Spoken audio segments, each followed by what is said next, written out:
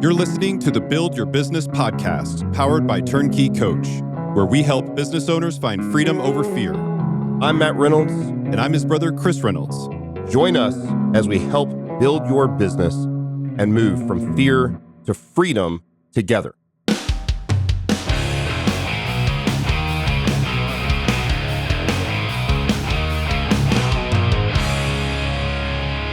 I'm here with my brother, Chris Reynolds. Hey, man, welcome to the show. What's up?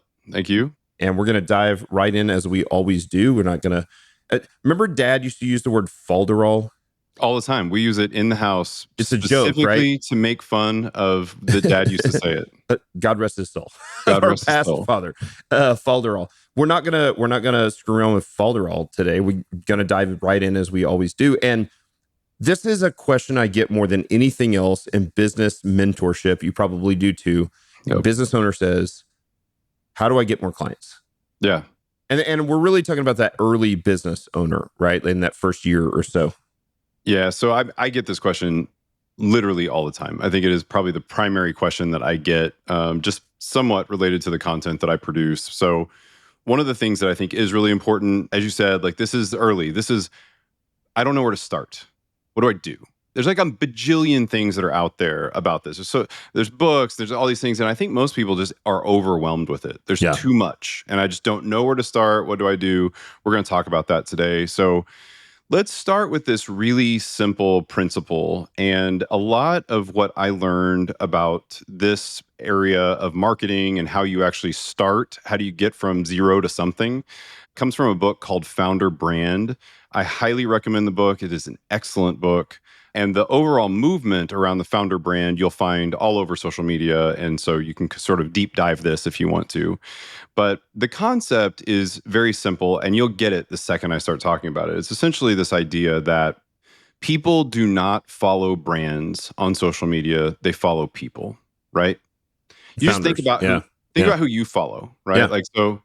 Like it's just no one follows brands. You don't go around and like pick the stores you want to follow. You pick the people that are, like a clothing brand or something. You're following the people that are wearing the clothes. If it's if it's athletic stuff, you're normally following the athletes. You just don't follow brands, you follow people. And in our world, one of the things that makes this really effective is that being a founder at all, and I know that not everybody even thinks of themselves as a founder. They think about, Matt, we talk a lot about like online coaches and people that are doing, building that business. Sometimes don't think of themselves as a founder, but they are a founder. Yeah. They're a business owner, but they don't think of themselves as a founder. Exactly. In that world, the thing that you want to lean on is that being a founder in today's world is a celebrity position. And you think to yourself like, but nobody knows I exist. Not yet, they don't. But right. This is what we got to do, right? And so everyone, if you've made the leap at all, even if you still have a full-time job and you're doing this as sort of on the side and you dream every night about what if this was my full-time gig, even that is a transition that most people have not made, don't have the guts to do. And they all dream of it too, right? Yep. It's like so many of them dream of it too. They will listen to what you have to say just because they're interested in that story. They're thinking about themselves going into that type of role and doing that themselves. What would it be like if I did this? And so what you want to do is you want to lean into this idea of the founder brand. And what the way the founder brand works is you try to tell your story on social media, the right platforms on social media. You try to tell your story essentially from the beginning. So the simplest method of doing this is go do something awesome for someone and then go tell people what you did. Yeah. That's it. Like that's basically the whole game. It's the creation story of the brand is the creation story of the founder. That's right. That's key. And so the connection between the founder and the brand, like that is the bridge. The story is the bridge. Because if I think about, I don't follow Coca-Cola, I don't follow Walmart, I don't think I follow Tesla or SpaceX, but I follow Elon Musk. Yep. I don't follow Amazon, but I follow Bezos. I don't follow Facebook, but I follow Zuckerberg. I don't like whatever the thing is. People don't attach themselves to brands. They attach themselves to the founder creation story, which is the founder creation story of those things. That's right. As a matter of fact, probably my favorite book that's come out this past year is a book called The Founders from PayPal Yeah. which is about the PayPal mafia, about all of those amazing guys, Peter Thiel and Elon Musk and David Sachs and whatever, all those guys. There's 7 or 8 of them. They're amazing. And the founding story of PayPal is the founding story of the founders. Yeah. That's the thing you attach yourself to. When you think of Apple, you think of Steve Jobs. And Apple is one of those few brands that has maybe now transcended its original founder because he's passed, but Apple is still Steve Jobs' baby, even though he hasn't been there for 15 years, like Right. however long it's been. But you cannot separate the brand from the founder. That's the issue. That's such an important point. Even today, most people that have been around for long enough to have seen Steve Jobs alive still think of Apple as Steve Jobs' baby. And yet, I talk to founders who are brand new. No one knows who they are, and they're trying to get out there with the brand first and not the founder. And I'm like, what are you doing? This is never going to work. Like, no one cares about your brand. They might care about you. You can make them care about you Sure. if you get on and be really honest and tell your story. And so I think this is a really important piece of the puzzle. The first thing that you need to understand is that there's some element of vulnerability involved. You need to be, don't try to play a role, try to just be honest. Yep. And so, like, some of the things that play the best to actually get some viewership is because it's got to be relatable. Right? Like, at the end of the day, you're talking to a bunch of people who also want the thing that you're starting to go down, the path you're going down, right? Whether it's a transitionary moment into a founder brand, or whether it's I'm all the way in and I've left my full-time job and this is what I'm doing.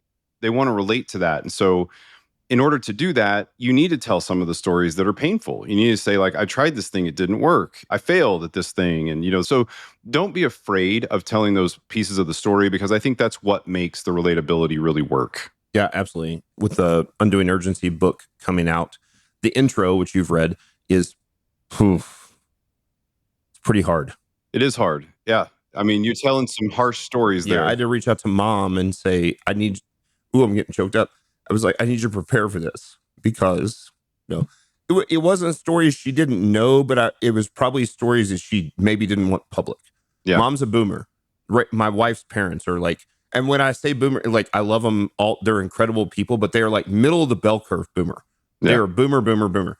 Like, you don't tell those stories. I'm like, well, if I don't tell those stories, then nobody relates to the book. Yeah, we don't talk about that stuff. That's right. That's got to go out the window. You got to be, the only way to do it is to say that there's a fear. Everybody's going to be fearful. So if you're listening to this and you think, oh my God, I don't, like, heart palpitations just thinking about, like, putting my face on, LinkedIn or, Instagram or something. Look, this is something that you train at. I'm going to tell a little story here. I feel like this is one where I feel like people will relate to this. So I was always a big consumer of social media, like probably many of you, and not a producer. I made nothing. I mean, I was just completely never posted, just online stalker, pretty much all I was. That's exactly right. Yeah. I was terrified. I think, to be seen, to be perfectly honest. I mean, I think if I really just told the story the way it was, like, I was nervous that people would see who I was and, like, criticize or whatever. Like, that's what it is, right? And if you're on the other side of this thing and you're listening to me talk about it, you know exactly what I'm talking about. Because if you're not posting stuff either, part of the reason that you're doing that is that you're afraid. And that's okay. It's okay to be afraid. So I ended up working with a company that helped me produce content. And this company is fan-freaking-tastic. They are really, really good. Compound Social, call out to that company. They're great. We work with them quite a bit on the certain side of the business. But one of the things that was really interesting is, as they would interview me on podcasts like this, they would produce some of the content that would go out into my LinkedIn profile. One of the things that was interesting was the very first post they did, I was staring at that thing all day long. I had a hard time doing anything else that day. It's like the script, the actual how the LinkedIn performed. When they released the LinkedIn post, I was like, and I'm like, refresh. I'm like so nervous about it. Second day, probably refreshed it half that. Third day, half that. There are many posts that go out today, because we do posts every single day, 5 days a week. We do posts on that. And there are most days at this point, I don't look at it at all. I don't look at it. I will go comment back to the people that comment, and that's it. Like, I'm not going in and rewatching my stuff. Like, I don't. And so that's my way of telling part of the story, that is, you can't be constantly nervous about the same thing for very long. Like, eventually you just kind of get used to it. You're like, it's fine. Like, this is not as scary as I thought it was. You got to get over that hill. And that's a hard hill to get over. And when you're very first starting, it's easy to forget. I'm close enough to it that I remember. Matt, you've been doing this for so long now. Yeah. You probably don't even remember what that's like. No, yeah, it doesn't bother me. But I would say that I think there's a core value lesson here that is even maybe a little bit separate from the podcast, which is that the only way to really overcome anxiety is to do the thing you're scared of. That's right. Run straight at it. You got to go. And so, I don't know why I'm so emotional today. When you do those things over time, like, people are more scared to public speak. That's the number one fear in the world. And number two is dying, which means that they are actually more terrified to give the eulogy than to be in the casket. That's a Jerry Seinfeld joke. I've never been in the casket. I'd like to hold that off a little bit longer. But the more you do the thing, the more you give the eulogy, the more you give the public speaking, the more you speak into authentic stories and self-deprecating humor, which I use a lot. Like, the best person to make fun of for me is me. Yeah. Because, like, rather than being the asshole that makes fun of other people, it softens that and makes you relatable. And so what people want with your brand is they want to be able to relate it to a real human that is fallible and not perfect. And this is why I could never go into politics, by the way. Like, again, we just got through the election. Won't speak on it. We'll stay apolitical and a-religious as much as possible as we can in this. I think about these people who have spent their entire life to go into politics, and they've just been so polished their whole life. Yeah. And that ain't me. I can't do it. Like, to me, the best stories are the most human, relatable. Like, there's the humanity in. So when I tell, like, we got sued in 2019 in federal court for trademark infringement, and I'm not allowed to really speak on the details of that, but it was probably the most painful thing I've ever done in business. Speaking on those things, or speaking on the times that, like, you've told stories about laying in bed at night and, you didn't think you could make payroll in 3 days, and your eyes were wide open and you're looking at the ceiling and just like cold sweat. I remember. Yeah. Sweating profusely. People relate to that, dude, because they struggle with, like, maybe it's not paying. I think at the time you had 150 employees or something. Maybe it's paying 2 employees. Yeah. Maybe it's keeping the electricity on at the house to do the thing, but that is a relatable story. And so when you show yourself as sort of like on a pedestal, perfect all the time, all this sort of stuff, there's no relation there. And you can't relate from the person to the founder into the brand. Yeah. And because people don't care about brands, they care about people, they have to relate to the founder. That's the key. Yeah, that's exactly right. You get this idea. I think at the end of the day, to be relatable, it's okay to expose the parts that you might not want everybody to hear and you may not want everybody to see. But the reality is that's actually the stuff that sells.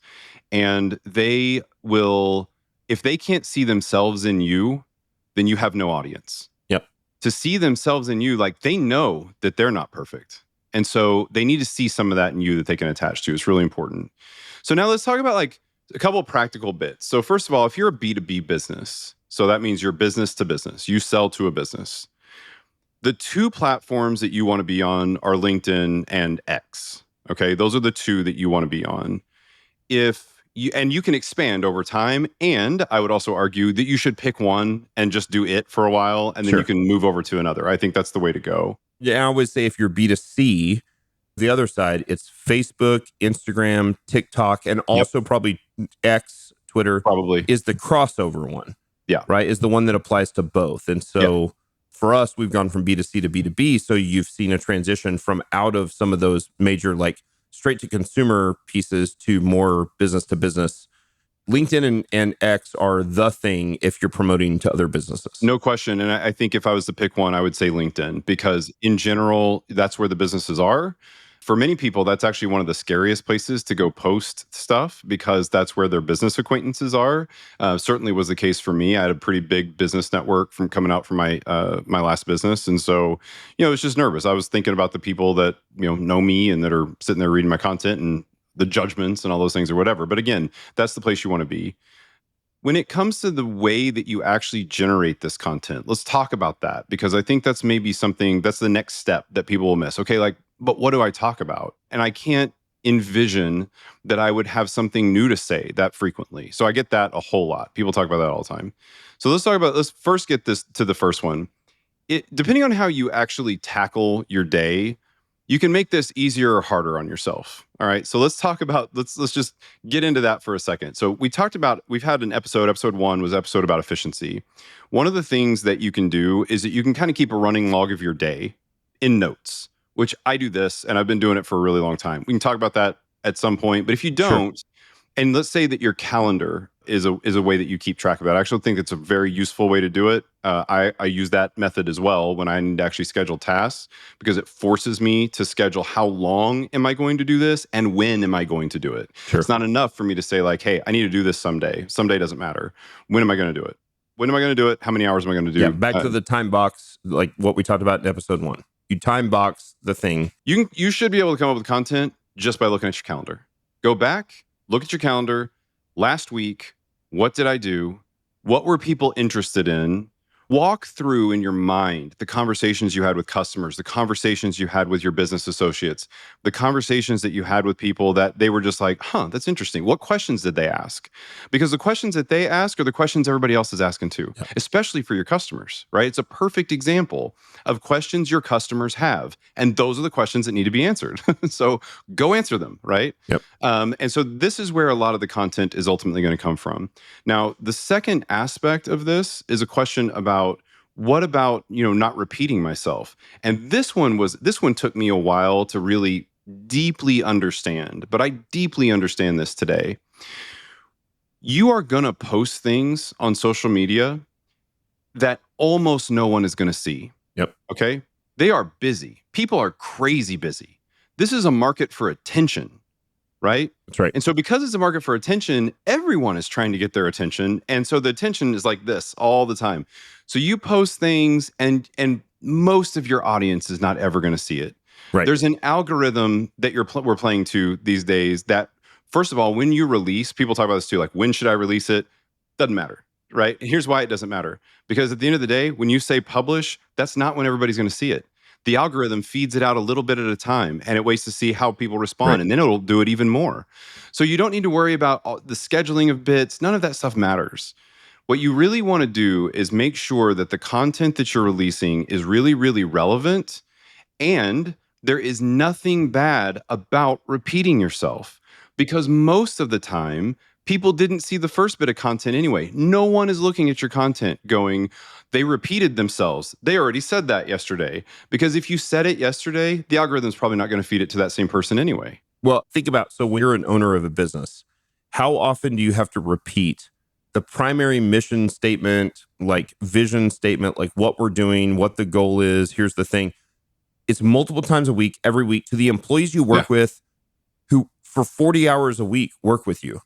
What about the people who only 8 or 10% of your followers even see that content? So if 8 or 10% see it twice, they're probably not going to get turned off by it. That's right. But the other 92% are only going to see one of them once. So, the math is just crazy on it. I mean, and then let's take that to one further level. And that level is, go watch, if Jeff Bezos is your guy, go watch interviews with Jeff Bezos. Go watch like 6 of them. How frequently does he say the same thing? Yep. In those 6? Every time. Yep. Why? Because he has very specific talking points that he is trying to communicate to his audience. Yep. And so that repetition builds up these very valuable nuggets of truth. And then people start talking about that. It's a thing they can kind of cling on to and say. It does not hurt you to say the same thing over and over and over. It's completely fine. And over time, what happens that I think is kind of interesting is the content might be very similar. You may have something similar to say, or the topic may be the same. But the longer you're in business, you're going to have a new spin on it. And so there are elements of that content that will change over time. It will mature in the way that you talk about it, in the color, in the how it applies at the size I'm at today versus the size I was at a year ago. And so you'll sort of hit a different market segment as you talk to different audiences across different time. Yep, agreed. So let's just back up a tiny bit and let's talk about really specific takeaways that people can have. So number one is that specifically if you're in a service business, whether that's SaaS, software developers, online coaching, whatever, I mean, it's very broad. Relatable content is king, right? And that content should be free and it should be put out free. I want to tell everything I know about strength coaching, online coaching, business ownership, all that stuff, and I'm never going to charge for it. It's not behind a paywall. Now, if you're a content company, then at some level you have to figure out how to monetize the content. I'm not monetizing the content. The content sets me apart as an expert in the field that then drives people down the funnel to convert to clients of my service business or of your service business, which are very different. In fact, I'm a client of your service business. You're a client of my service business. Like, That's right. and we actually pay, like, we didn't ask for the brother discount. No, full price. You pay full price. I pay full price, right? Which is another thing that I'll probably do a whole nother episode on about, like, don't ask for the brother-in-law discount sort of thing. I agree. But the content is the thing that sets you apart, that if it's relatable, it's focused on the humanity of the founder and the founder story and the creation story, is the bridge from the client to the brand. If there was a way to move client to brand without the founder, I would do it tomorrow. Let me be clear. If I could do it and no one knows who Matt Reynolds is. So like, I do want to talk a little bit about the advantages and disadvantages of this, but like, I don't really want to be a celebrity. I don't want to be I don't need to have 100,000 followers on my personal social media, because ultimately I want to build a brand that is got value beyond Matt Reynolds. Yeah. But I have to understand that Matt Reynolds, or Chris Reynolds for your business, is the bridge from the client to the brand. And so you have to play the game of the bridge. Well, the bridge is, can you tell a story? Can you be transparent? Can you be authentic? Can you be vulnerable? And here's the other thing that I don't think we mentioned yet, is that in the beginning, so few people are going to see it, it's not going to actually matter. Doesn't matter. And so like, there is a process that social media has that you can like get better at this. You and I have done a handful of, like, quite a few podcasts together, but this is the third episode of this podcast. Like, we're still figuring out our back and forth. And I've done probably 1,000 podcasts, and with different hosts, co-hosts and whatnot. Over time, you figure out the flow of the thing.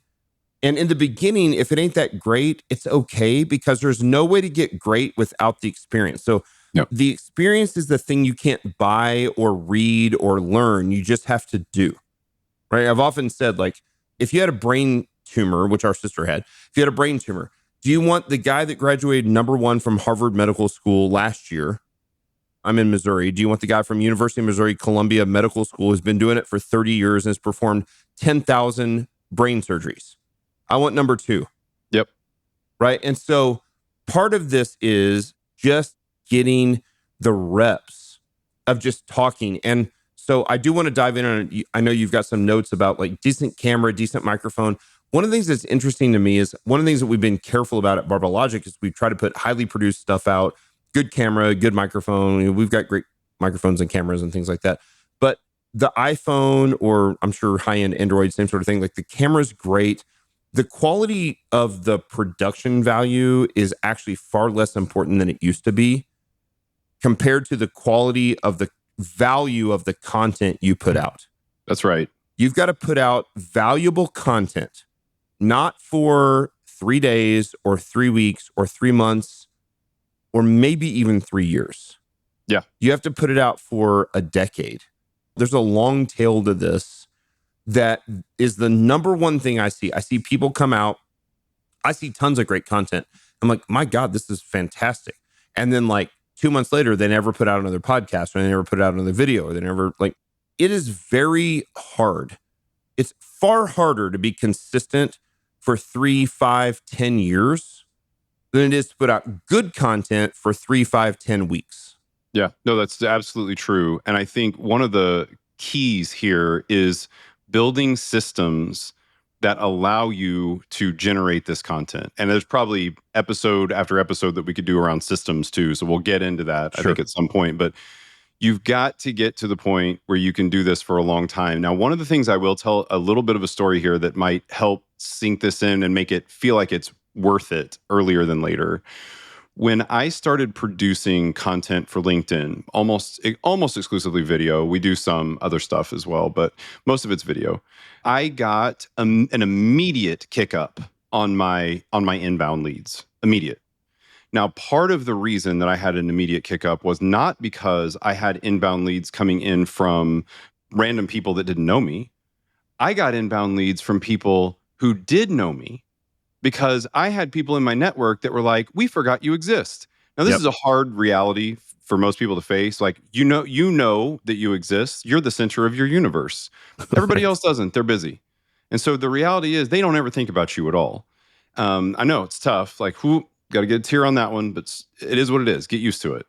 Now, the thing is, the first time you start showing up consistently and talking about what you're doing, there are going to be people who think the world of you, who have forgotten about you. They're like, you know what? Such and such asked me about this service the other day. I'm going to send them to Chris. Like, Yep. great. So I had a whole bunch of inbound come from current customers, current relationship folks like that just sent me new stuff. So that was an immediate kick up that felt really nice. Like, okay, this sort of justifies why this is happening. And then it was about 2 or 3 months afterwards that I had completely random strangers that started coming into my funnel. And the way that we do this, just a really practical way, is we put them right into a Typeform. If you're not familiar with it, it's a great tool. There's a couple other tools. There might be some that are less expensive than Typeform. I'm looking into that soon. But anyway, some inbound lead forms where you basically qualify the lead, right? So what you want to do is, this is simple funnel stuff. Somebody's coming in, they caught your content, they're interested. Let's make sure that they're actually a good customer for So you like so that you, name, email, 3 questions. yeah, name, Like email, 3 questions, 60 basically. seconds, Quick, they qualify the lead. right? Yep. And you're just trying to make sure that they are the type of customer that you actually want to get. Then bring those into either a wait list, which is what we do, or you can bring them in and you can have an immediate phone call and say, what's going on. So that's sort of some of the practical bits around this. Now, when it comes to actually generating the content, let's talk about sort of two different approaches to generate this. One of them is video is kind of king right now. Video plays on almost every platform at this point. Yep. And we are so used to seeing video that it is by far the best type of content you can produce. And there's a good reason that you should lean into it. The first one is you can do these kinds of conversations. Matt and I sitting here talking could produce tons of additional content. We're going to do a long form that goes, let's say this podcast might go, 30, 40 minutes or something. And there's a million little small bits of content that we can get out of this and go put in other places. Yep. You can do the same. And if you're not on a podcast yet, because you don't know anybody that will podcast you, phone a friend and have them interview you, right? Send them the questions and just have them shoot you interview questions and you answer the questions. It's easier to talk to somebody else who's looking at you on the other side of the screen than it is to just talk to an empty screen. Yeah, sure. So it's not a bad way to generate content. You just set up a Zoom call, have a Yep. buddy ask you questions, record that. And again, this is a place where you could actually hire the lower wage person from Upwork or Fiverr or something to then cut that up into 30 to 60-second clips and put that out. And you're like, look, I've got a 45-minute long form video that I can still put out on YouTube or podcast feeds or whatever. But that also gives me 10 or 12 short form clips, which is what the world is attracted to at this point, and what tends to drive in general the competition for attention comes there. So often what used to be people would be deeply ingrained in or feel like they have a relationship with the podcast host, which still happens for the big podcast, for the Joe Rogan podcast and the Tim Ferriss's and the whatever. But in general, what tends to happen now is the short form content leads to the long form consumption. Yeah. And the long form consumption builds the trust and relationship and integrity and all those things, which leads to the conversions. So that's what it is. That is the funnel. Yeah. The funnel is short form content to long form content to trust and relationship to conversion. That's the thing you can do. And here's the deal. You can do it with literally, I assume we're both on just basic MacBooks. Yep. Basic MacBooks. And we have a little nicer cameras and a little nicer microphones, but they're not that expensive. And we'll put some stuff in the show notes for stuff you can do. For a long time, I used an HD camera that was probably $80, $100, something like this. And the microphones, again, $100 microphone. The difference between $100 microphone and $1,000 microphone is not that much unless you have my producer. F you, Steven, who will complain to me. So no, a great producer will be like, you got to get the best microphone in the world. Like, they'll be fine, right? And then that you can then cut, and you can hire somebody out for very cheap to cut into short form content. And that short form content then becomes the driver to the long form content, which becomes the driver to the trust and relationship and expert building and seeing you as the expert in the field, which becomes the conversion eventually for the how do I get more clients. And I think the trust aspect is really important. You think about all the different things that we're inundated with in terms of like inbound email, right? Like, you get inbound email. What do you say? You say like, bullshit. That's what you say. Right. Delete, block. This person is lying to me, and there's no way that this is like a Nigerian prince situation. Like, no chance, right?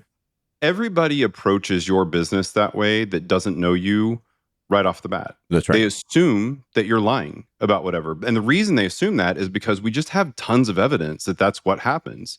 So the way that you get over it is by creating this trusting relationship well ahead of time. I have all these people on LinkedIn that have listened to my content, watched my videos, whatever, feel like they know me. Yep. Right? I don't know them, but they feel like they know me. And so when I get on my very first sales call, the trust thing is done. So when you do the email or when you do the call, it's no longer a cold email or cold call. It's a warm email or warm call. It doesn't have to be a hot lead. And like, those will come. That's fine. But the goal is to like, you've got this frigid, cold group of people. Our goal is to warm them up so that they're open to taking the email, reading the email, responding to the email, responding to the call, whatever the thing is. Like, cold is cold, man. It's like, it's extremely low conversion. Do not let anyone tell you that you should just go straight out to cold. I know that's a common thing. I'm here to tell you that I think that is a terrible plan. Yeah. I think there are ways to approach cold for people who really, really know how to do it. That'd be cold outreach by email or phone or whatever. And there are ways to warm that up. There are people who are really good at it. I'm not one of them.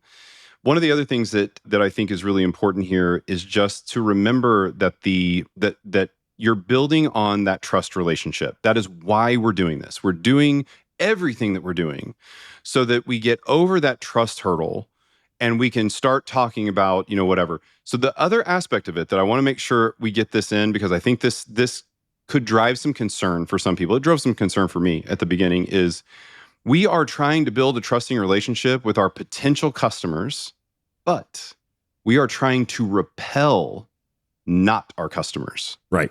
Okay. That's right. Now, that for some of you, that's going to be like shocking. Like, wait, what? You need to have a point of view. Some of what you say needs to be somewhat controversial. A little edgy. Gotta have a little edge. Gotta have a little grit. Jockeys. Right. Yeah. Right. A little grit, little edge. Yeah. Little edge. Like, you should have an opinion that some people look at and say, not me. That is dead wrong. Yeah. Hate that guy. And be like, great. The sooner that I can separate those people from my potential customers, the better. Think about the cost of getting that guy on the phone with you and being like, go down the path for a while, and maybe they become a customer, but then they find out that you do all this stuff that they hate, and then you got to separate. It's just a mess, right? No, do that early, right? Get rid of them early. So you want to repel some people. I think it's really important. Yeah, for sure. The next piece of this is I'm just going to mention that when you get these long form and they go into to short form, you think about this like right now with like big video, small video, and Matt, like you said, like the cost of getting this edited is actually incredibly low at this point. Like, there's a lot of really good editors out there that can cut this stuff for you.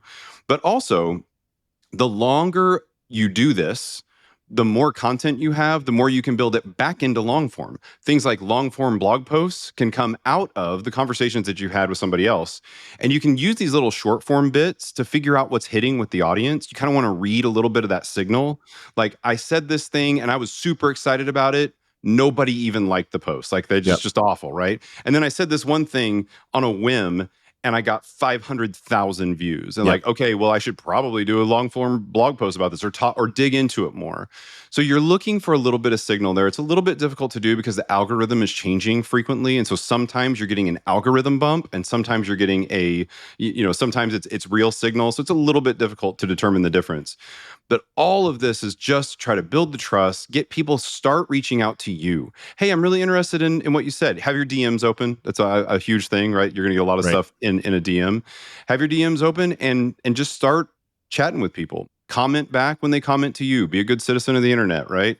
Don't give trolls any bait. Right? This is another Right. aspect. I see trolls fairly frequently. When the trolls come in, they don't get a response from me at all. Nope. I say nothing. Like I just don't. I Delete, starve block. them. Yeah. Yep. Yeah, Absolutely. exactly. Yeah. So the big takeaway here is just make content. Understand that in the beginning, you don't have a big name, you don't have a big following. That's a great it's a very low risk.